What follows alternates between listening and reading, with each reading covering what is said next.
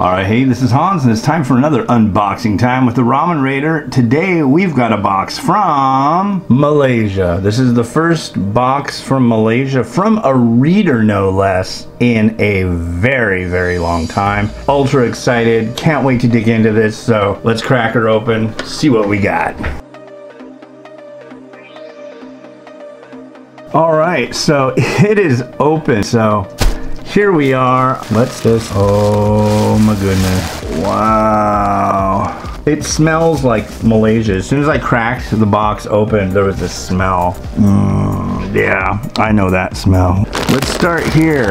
Mommy Chef is getting into the kind of, I guess, bulldog bokamyun style thing. Dry noodle, and it's spicy fried chicken flavor. So this should be interesting, to say the least. Oh, and it's Shinsegae food too. Shinsegae is it's very popular high-end store in Korea. But this is Mommy, so maybe actually Korean made. We'll have to see. Mi kering dry noodle. Next we have same thing, but the soup version. Oh, spicy kimchi. Yeah, I've never seen or heard about these. It looks like it's a mashup between Shinsegae and Mommy double decker. And then we have ayam bakar, baharu. I think that's new.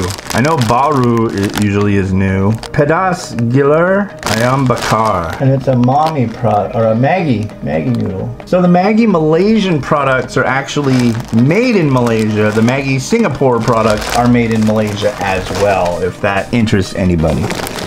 Ooh, and another baharu Maggi pedas giler. Tom yums, yo. That sounds super good. I can't get enough tom yum. So these are both dry noodle. They're mi goreng. So thank you to Mode from Selangor, Malaysia, for this great big selamat right here. I am like super happy about this. Thank you so much.